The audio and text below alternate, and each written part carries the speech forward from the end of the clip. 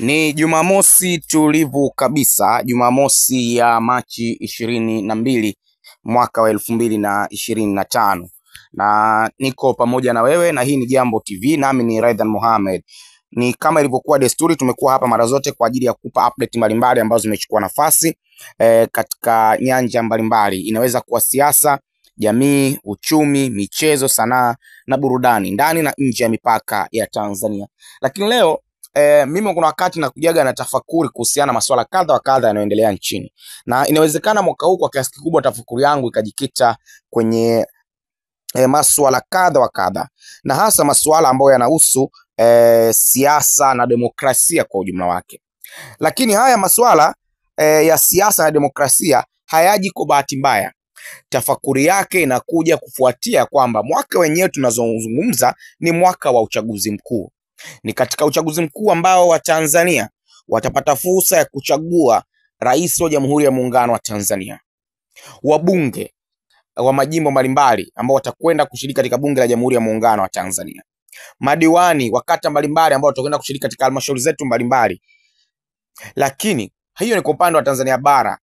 Lakini kwa upande wa kule Zanzibar, wao watapata fursa ya kuchagua rais wa Jamhuri ya Muungano wa Tanzania, rais wa Zanzibar na mwenyekiti wa Baraza la Mapinduzi. Watachagua wabunge wa bunge la Jamhuri ya Muungano wa Tanzania, watachagua wajumbe wa Baraza la Wawakilishi, watachagua pia madiwani kutoka kwenye halmashauri, kwenye kata na shehia za kule Zanzibar. Kwa hiyo unaweza ukaona ni mwaka muhimu kweli kweli. Hivi tunavyozungumza na wewe, tayari Tume Huru ya Taifa ya Uchaguzi ya Jamhuri ya Muungano wa Tanzania kwa maana INEC inaendelea na zoezi la kuhuisha na kuandikisha daftari la kudumu la mpiga kura, na hapa Dar es Salaam zoezi hilo linaendelea. Lakini pia Tume ya Uchaguzi ya Zanzibar ZEC nayo inaendelea na zoezi kama hilo. Inaeleweka na inafahamika kuhusiana na swala zima la misimamo ya baadhi ya vyama vya siasa, na hasa vyama viwili kwa maana ya Chama cha Demokrasia na Maendeleo Chadema na kauli yao ya no reform no election, ambao katika tafakuri za nyuma nilishawahi kuzungumza kwa kina. Lakini chama cha ACT Wazalendo na kauli yao ya kwamba wamesitisha mazungumzo, wamesitisha yale faraga, badala yake wanaenda sasa kwenye mapambano zaidi ya kudai mifumo huru ya uchaguzi. Sina sababu ya kuingia ndani kwenye hilo agenda, lakini kwa namna yoyote sio dhambi na wala sio mashaka na wazi kupata shida yote kuzungumza kwamba mwaka huu ni mwaka wa uchaguzi. Mapema mwezi Oktoba ama mwezi Novemba, shughuli yenyewe kipute kinamwali kitakwenda kufanyika ili kupata viongozi ambao watahudumu kwa miaka 5 ijayo. Sasa kwa nini nasema kuna tafakuri inapaswa kufanyika? Tafakuri yangu leo haihusu no reform no election, haihusu mapambano ambayo ACT wanataka kuyaendesha. Tafakuri yangu inazungumza kuhusiana na sheria ambayo inazungumzia masuala ya uchaguzi, ambao kweli tufanye na uchaguzi upo na utafanyika na kuna mujibu wa sheria na taratibu ambazo zilizopo. Hayo mengine sio sehemu ya ajenda yangu ya siku ya leo. Lakini tafakuri yangu inajikita wapi? Inajikita kutazama mifumo ya kiuchaguzi nchini kuanzia mwaka 1995 mpaka kufikia mwaka wa 2020. Tumepita mapito mengi sana. Uchaguzi wa mwaka 1995 unaweza ukasema kwamba huko nyuma pia kulikuwa na chaguzi, yes, lakini nazungumzia zile tangu tumeingia katika mfumo wa vyama vingi vya siasa. 95, 2000, 2005, 2010, 2015 mpaka 2020. Mara zote hizo Chama cha Mapinduzi CCM kimeendelea kuwa muhimili na kuwa chama dola. Tangu kipindi hicho, tangu walipokuwa na TANU ambayo iliongoza harakati za kudai uhuru kwa iliyokuwa Jamhuri ya Tanganyika ambayo sasa inafahamika kama Tanzania bara, lakini tangu za Afro Shirazi Party ambayo iliongoza mapinduzi matukufu kule Zanzibar, wameenda hivyo kuwa watawala mpaka walipokuja vyama hivyo vilivyokuja kuunganishwa mwaka 1977. Bado Chama cha Mapinduzi kimeendelea kuwa na nguvu ile ile. Swali la kujiuliza ni kwamba CCM ina nguvu kiasi hicho ndani ya Jamhuri ya Muungano wa Tanzania, ama kuna sehemu inawezekana inatumia nguvu ya dola zaidi, ama kuna udhaifu wa watawala? Tutakuwa kwenye tafakuri tukitazama pande zote, yani bila kumung'unya maneno, tutazame pande zote. Ukienda leo kwenye vyama vya upinzani watakuambia ya kwamba kwa kiasi kikubwa CCM inabaki mpaka sasa kwa kutumia nguvu ya dola. Yes, naweza nikakubaliana nao ama nisikubaliane nao. Kwa vyovyote vile, mimi ni mtu ambaye nitasimama katikati. Lakini watakuambia kiasi kikubwa kwamba kwa miaka yote hiyo nguvu ya dola ndio ambayo imeifanya CCM ibaki madarakani mpaka sasa. Wanatumia jeshi la polisi, wanatumia idara ya usalama wa taifa na vyombo vingine. Hayo ni madai ambayo wapinzani wanayatoa, ingawa chama dola chenyewe sehemu imekuwa mara zote kikikanusha na kikieleza kwamba kina mtaji wa watu. Mfano, hivi karibuni walieleza wanachama milioni 12 ambao wamewasajili kwenye mfumo wa kielektroniki, yani mfumo wa digitali. Sasa hivi milioni 12, kama takwimu zinavyosema ndivyo zilivyo. Tafsiri yake maana yake wana idadi hao watu 12, maana yake kama wakijiandikisha angalau watu milioni 9 peke yake, maana yake wana uhakika wa kula milioni 9 za uhakika. Kumbuka, ukirejea katika uchaguzi wa mwaka 2015 na kurudisha hivi ili unielewe, wakati ambao unaonekana upinzani ulifanya vizuri sana chini ya Edward Lowassa akiwa mpeperusha bendera ya Chadema wakati ule chini ya mwavuli wa Ukawa, kura ambazo alizipata wakati ule hazifikii nusu ya idadi ya wanachama ambao CCM wametangazwa wako nao kwa sasa. Hoja yangu ni nini? Kama idadi inayosemwa ya wanachama wa CCM ndiyo iliyopo, tafsiri yake ni kwamba bado kuna safari ndefu kwa vyama vya upinzani kwenda kumaliza huo utawala. Lakini kama kinachosemwa kwamba kweli CCM wako hapa kwa sababu ya nguvu ya dola kwa maana ya polisi, usalama wa taifa na vyombo vya dola kwa ujumla wake, nadhani penyewe pia wanapaswa kujitafakari kwamba inawezekana ziko siku moja isiyokuwa na jina vyombo hivyo vya dola vitageuka, vitakubali kusimamia kwenye haki, na hapo inawezekana anguko lake litakuwa mbaya zaidi kuliko sasa. Hiyo ni tafakuri yangu. Nimesema nitapita kwenye nyanja zote mbili. Kama CCM ni kweli wanasimamia wako hapo kwa ajili ya nguvu ya dola, lakini kama wapo kutokana na takwimu wanazozisema, bado naamini kuna safari ndefu kwa upinzani nchini. Jambo la tatu ambalo linatazamwa ambao unabasi kuwa tafakuri ni kwa vyama vyenyewe vya upinzani. Viko tayari kuiondosha CCM madarakani? Nimefuata kwenye maeneo mbalimbali. Leo tunautazama uchaguzi wa Marekani kama kinara wa demokrasia duniani. Na ukimtazama, na sio Marekani, tunachukua Marekani kama case study, lakini mataifa yote yaliyoko kwenye dunia ya kwanza kiuchumi yako tunatazama kama case study. Ukitazama mataifa hayo ambayo tunatazama kama case study, hakuna utitiri mkubwa sana wa vyama vya siasa ambavyo vinashiriki kwenye uchaguzi. Naomba nieleweke, hakuna utitiri mkubwa wa vyama vya siasa ambavyo vinaingia kwenye uchaguzi. Leo watu Marekani wanaijua Democratic na Republican, lakini si kweli kwamba vyama vilivyoko Marekani ni Democratic na Republican peke yake. La hasha. Hiyo ni agenda nyingine, na next time nikitaka kuja kwenye tafakari ya kutazama siasa na demokrasia za Marekani nitaichambua kwa kina. Lakini nakwambia viko vyama zaidi ya 6 ambavyo viko Marekani. Donald Trump ambaye ni rais wa sasa wa Marekani, kabla ya kujiunga na Republican alipita kwenye vyama zaidi ya 3 huko nyuma. Sio, lakini haikuwa Democratic. Alipita kwenye vyama tofauti 3 then akajiunga na Republican. Lakini kwa nini leo Republican na Democratic ndio ambao wanavuma? Na kwa nini wao ndio ambao wanaingia kwenye pepa? Ni kwa sababu vyama vingine ambavyo vidogo na visivyokuwa na nguvu vilikubali kuwa kwenye engo za hawa, kwenye migongo ya hawa, either Democratic ama Republican.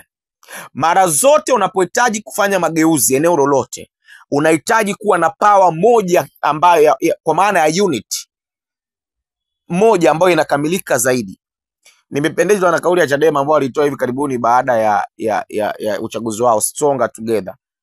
Yaani mnapokuwa na ule umoja ukiwa imara zaidi, mnapokwenda kwenye mapambano mnayo asilimia zaidi ya 50, mnavuka ile nusu ya asilimia ambazo zinahitajika na nyinyi kwenda kupata ushindi. Leo tuna vyama 19 vyenye usajili wa kudumu nchini. Na nitakupitisha kwa wewe ambaye pengine vingine kwa maana inawezekana hapa tukatendesha channels ndogo tu ya watu kupitaje vyama 19 ikawa mtihani. Inawezekana. Sijasema hivyo, lakini nasema inawezekana wengine ikawa mtihani ukiacha vile vyama vingi ambavyo wanajua. Lakini kipo Chama cha Mapinduzi CCM. Na ninavyovitaja hivyo ndio ujue ndio orodha yake hata kwenye issue ya usajili kwa maana ya chama cha kwanza cha pili iko hivyo. Chama cha pili ni Civic United Front ama CUF, chama cha wananchi. Cha tatu ni chama cha demokrasia na maendeleo kwa maana ya Chadema. Chama cha nne ni National Convention for Construction and Reforms kwa maana NCCR.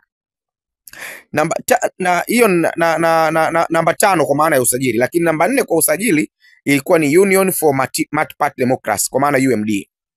Namba 6 ni National League for Democracy NLD.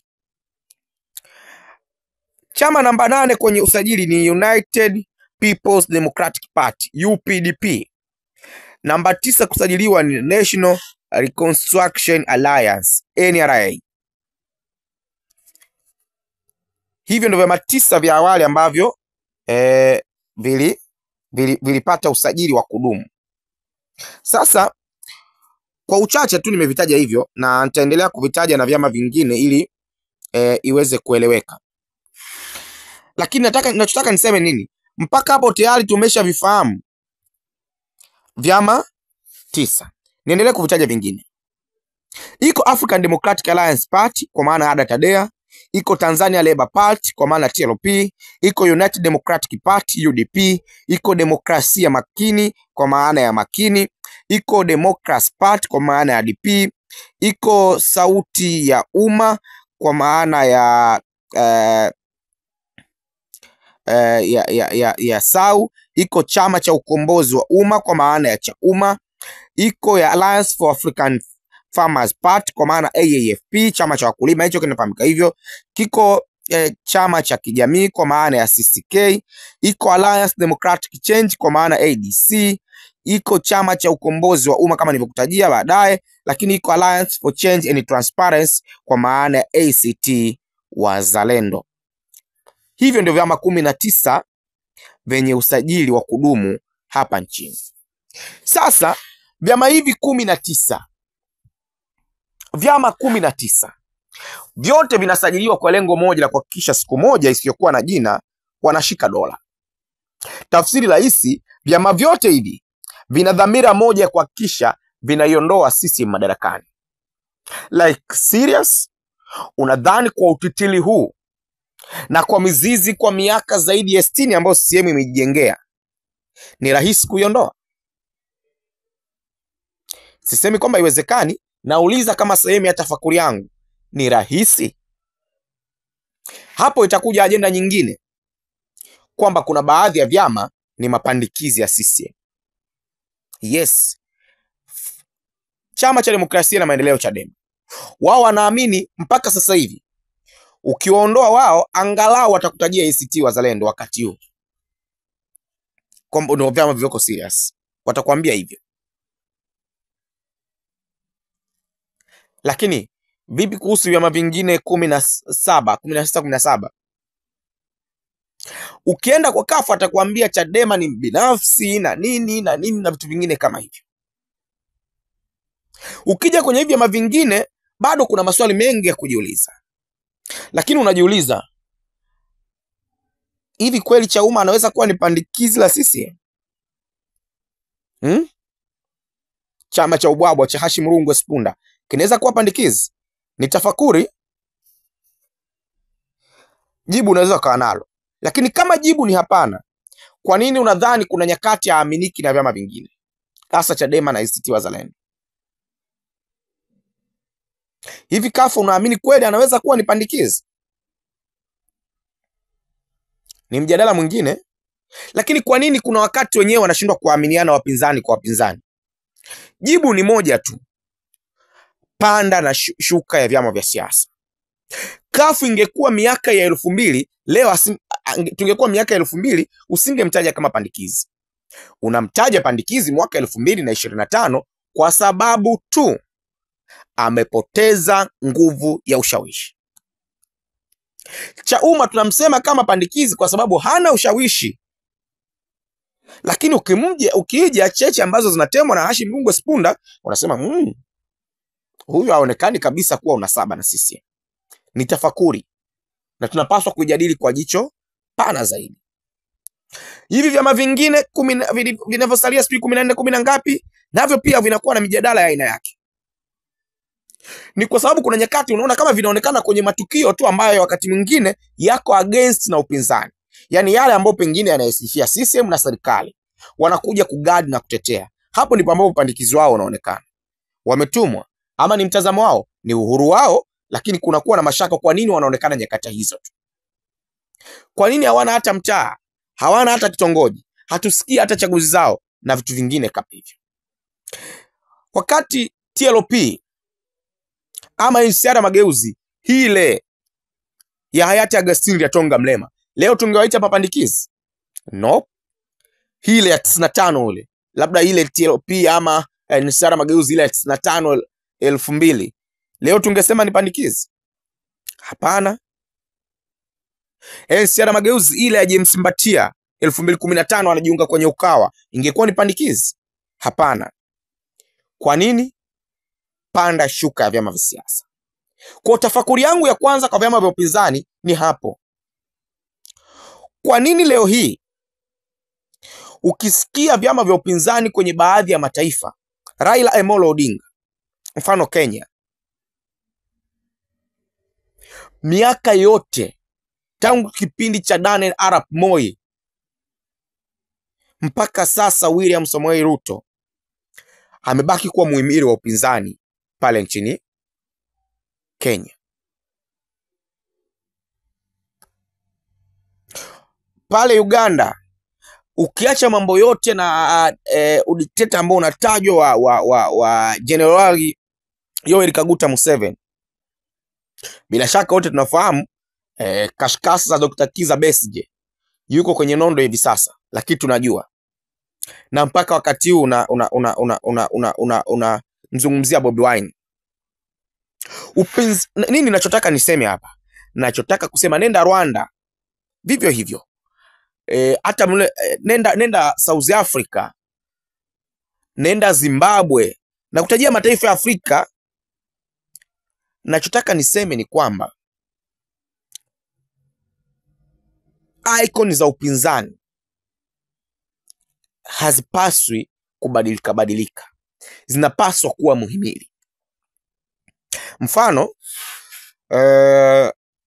kuna wakati ukijenga hoja kuhusu Maalim Seif hayati pale Zanzibar, unaelewa kwamba tangu 95 mpaka 2000 ndiye mtu pekee aliyekuwa anaogopwa ndani ya CCM, na vyama vyote ambavyo anapita kuanzia kafu mpaka ACT Wazalendo vimeendelea kuwa tishio, manake amejenga brandi ya upinzani. Leo tunapokuwa na mabadiliko ya mara kwa mara ya brandi za upinzani, tafsiri yake ni kwamba wakati nyinyi mnapaswa muda kwa sababu ya kujenga mtu, kujenga vyama na kutengeneza kubrandi kama upinzani, wale tayari kumbuka wanachama kimoja na tayari wanakuja na mtu mmoja ambaye anakuwa rahisi kuja kuuzika, hata kama mtu huyo hakuwa na jina kubwa. Na ndio maana leo hii ulikuwa ukiweka kwenye meza ya ulinganifu Hussein Ali Hassan Mwinyi na Maalim Seif, automatically sio dhambi kusema mbingu na ardhi ukiwafananisha kwa CV ya kisiasa. Lakini kwa nini leo rais wa Zanzibar Hussein Mwinyi na Maalim Seif hayati chama chake ndio kinashika nafasi ya pili? Maana kilishindwa kwenye uchaguzi. Kimeshindwa kwenye mazingira gani? Nimesema sio sehemu ya ajenda yangu ya leo. Ukimweka Dr. Ali Mohamed Shein kwenye uchaguzi wa 2010 ambao unatajwa kuwa uchaguzi ambao ulikuwa ni huru na haki na ulifurahiwa na vyama vyote pale Zanzibar, Maalim Seif bado alimaliza kuwa nafasi ya pili katika uchaguzi ambao yeye mwenyewe pia alifurahia. Lakini CV yake ya kisiasa na majina lake kwa kubwa pale visiwani Zanzibar, yeye na Dr. Shein, kabla Dr. Shein hajawa rais au kama rais, ulikuwa uwezi kulinganisha. Lakini nini? Brand ya chama ilimbeba zaidi. Lakini Maalim Seif bado aliendelea kubaki kuwa kinara. Leo kwa upande wa Tanzania bara, kwa maana ya Jamhuri ya Muungano, unataja sura za watu tofauti. Mtaje Augustine Lyatonga Mrema, mtaje Profesa Lipumba, mtaje Freeman Mbowe, sasa Tundu Lissu. Huko nyuma kwenye kambi rasmi ya upinzani bungeni wametaja kina Ahmadi, unawataja kina Freeman Mbowe. Yani nini ninachotaka kusema? Bado kwa hatujawa na ile nguvu ya upinzani ya muda mrefu ambayo inaweza kusurvive. Inawezekana ni katika hizo ila za CCM ambazo zinasemwa, lakini unity ya upinzani kama mfano iliyotokea 2015 na hila zote zinazosemwa zilikuwepo, Edward Ngoyai Lowassa chini ya mwavuli wa Ukawa alipata kura ambazo hazijawahi kutokea katika historia ya mgombea yote wa upinzani kwenye nchi. Chama cha Demokrasia na Maendeleo Chadema, chama cha CUF, NLD pamoja na NCCR Mageuzi kwa ujumla wao walipata viti vya bunge vingi ambavyo havijawahi kutokea katika historia ya nchi. Unajua kwa nini? No doubt ni coalition ambao walitengeneza. Inawezekana katiba yetu na sheria zetu zinakataza mifumo ya aina hiyo, na iko hatari kubwa kama mkiamua kuungana. Lakini kwa namna ambavyo waliweza kuvuka tundu lile mwaka 2015, wanao uwezo kutengeneza coalition ya aina ile. Katika kipindi kama hiki ambacho wengine wanasema no reform no election, wengine wanasema tutashiriki mazungumzo kidogo, wako kwenye serikali hivyo hivyo kule Zanzibar, na bado wanakuambia tunaenda kwenye mapambano. Unajiuliza mapambano ya aina gani? Wengine wanakuambia wa Chadema ni wasaliti pekee bana, hawapendi kushirikisha. I mean CUF wametoa hiyo kauli. Wengine wanakuambia sisi tutashiriki kwenye uchaguzi. Unaona kuna kudhoofishana ndani ya upinzani kwa upinzani. Na kama tunakubali kwamba CCM kuna watu wanawatumia kama mapandikizi na kuwahonga, maana yake tunakubali kwamba bado tuna watu ambao wako kwenye upinzani ambao hawana imani ya dhati na upinzani wenyewe. Na hilo nilizungumza wakati fulani, wakati ndani ya mkutano ndani ya uchaguzi mchakato wa Chadema unaendelea, kwamba leo hii ndani ya Chadema wenyewe walikuwa wanatuhumiana kwamba kundi hili huenda linatumika na dola na nini. Nikasema kama vyama vya upinzani, chama kikuu cha upinzani kinafika hatua kutuhumiana wa kutokuaminiana, tafsiri yake ni kwamba bado tuna mashaka kuhusu upinzani wenyewe, kwa namna gani wanaweza wakasimama imara, yani watu wakawa na imani ya dhati ya upinzani. Kuna kipindi hapa unakuta mitandaoni kunaenda kunachafuka, watu watakwambia Zitto Kabwe anatumika na CCM. Why? Kwa nini tunashindwa kuaminiana? Hayo ni maswali ambayo wapinzani wanapaswa kujiuliza kwa nini. Lakini wakati wanajiuliza hayo, mbuga ya CCM kumbuka inaendelea kuchanjwa kwa kiasi kikubwa sana. That's why no maana nasema hiyo no reform no election, hayo mapambano ambayo yanapaswa kuendeshwa na ACT, hizo tuhuma za kafu za Chadema kutowashirikisha kwenye mapambano na kujiona ni wakubwa kuliko wengine, hivyo vyama vingine vinavyosema vitashiriki kwenye uchaguzi, hao wote ni watu mmoja ambao wanakusudia kuingoa CCM madarakani. Unadhani hakuna room ya CCM kupita kirahisi zaidi? Kwangu ni tafakuri, lakini nawe pia nakuachia.